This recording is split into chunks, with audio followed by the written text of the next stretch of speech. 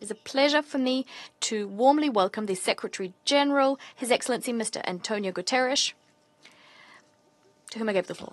Madam President, Excellencies, I thank the Council for the opportunity to discuss the utter humanitarian catastrophe engulfing Sudan.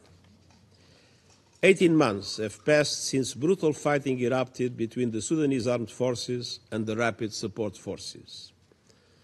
The suffering is growing by the day, with almost 25 million people now requiring assistance. The people of Sudan are living through a nightmare of violence, with thousands of civilians killed and countless others facing unspeakable atrocities, including widespread rape and sexual assaults. In recent days, we have heard shocking reports of mass killings and sexual violence in villages in Aj Jazirah State in the east of the country. They are also enduring a nightmare of hunger, as more than 750,000 people face catastrophic food insecurity and famine conditions take hold in displacement sites in North Darfur, while millions struggle to feed themselves every day. They are confronting a nightmare of disease, with cholera, malaria, dengue fever, measles, and rubella spreading fast. A nightmare of collapsed infrastructure, with vital health systems, transportation networks, water and sanitation systems, supply routes, and agricultural production grinding to a halt. A nightmare of displacement, the largest displacement crisis in the world, with more than 11 million people fleeing since April last year, including nearly 3 million who have crossed into neighboring countries. A nightmare of extreme weather, with nearly 600,000 people affected by heavy rains and floods this summer.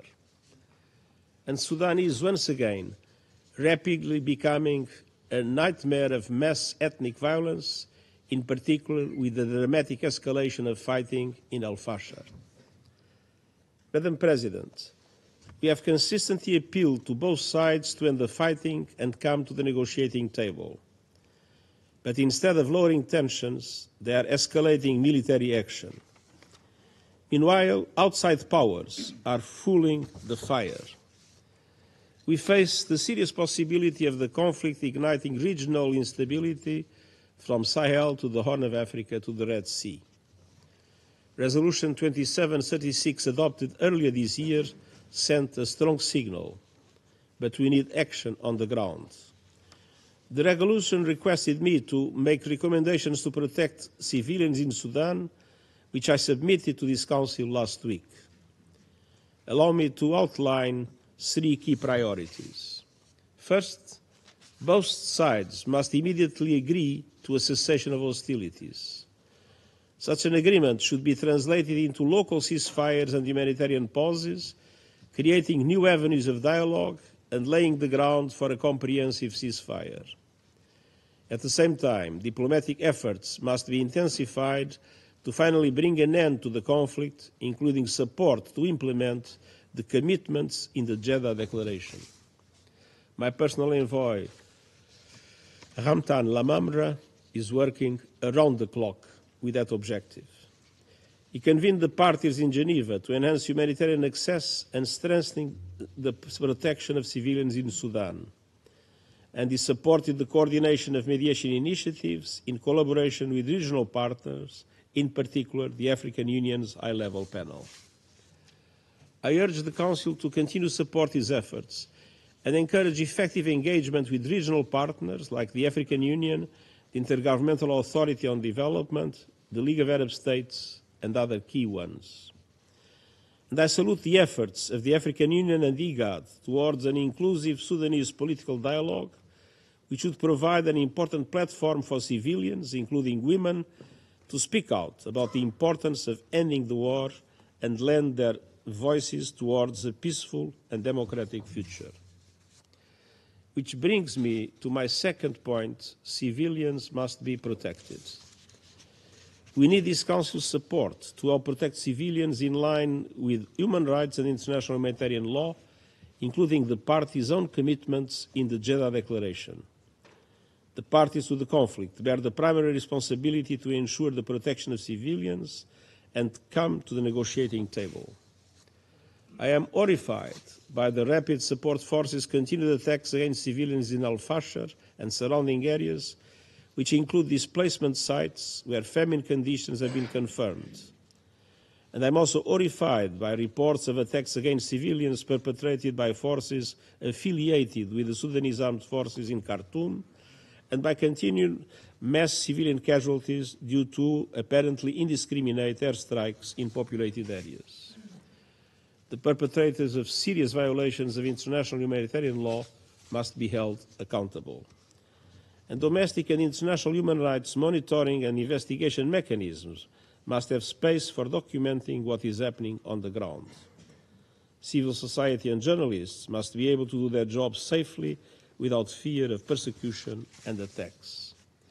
The direct or indirect flow of weapons and ammunition into Sudan, which continue to fuel this conflict, must cease immediately. Diverse Sudanese voices, human rights organizations and others have called for stepped-up measures, including some form of impartial force to protect civilians. These calls are a reflection of the gravity and urgency of the situation facing civilians in the country. At present, the conditions do not exist for the successful deployment of United Nations force to protect civilians in Sudan. The Secretariat stands ready to engage with the Council and others on the range of operational mobilities that can meaningfully contribute to the reduction in violence and the protection of civilians. And this may require new approaches that are adapted to the challenging circumstances of the conflict. Third, humanitarian aid must flow.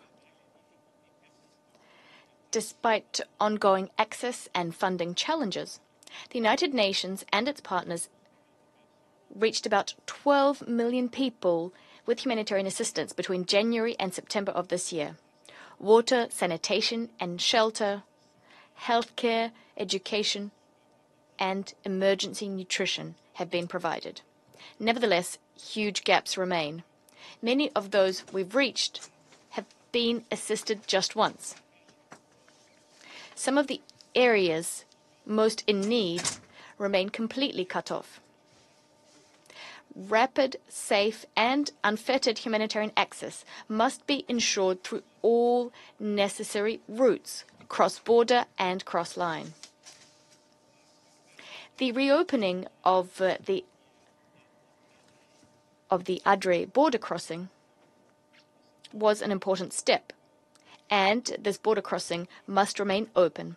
I urge the parties to allow more life-saving aid to flow into the areas where the need is greatest and for it to flow through the most efficient routes. We need humanitarian workers moving around the country and doing so rapidly and safely. What we also need is funding. Our humanitarian funding appeal of $2.7 billion is only about 56% funded, and the coverage of the regional refugee response plan is even lower. I urge donors to step up with additional flexible funding. Having said that, I would like to pay tribute to the valor of the leaders of many Sudanese-led initiatives providing vital and life-saving assistance on the ground.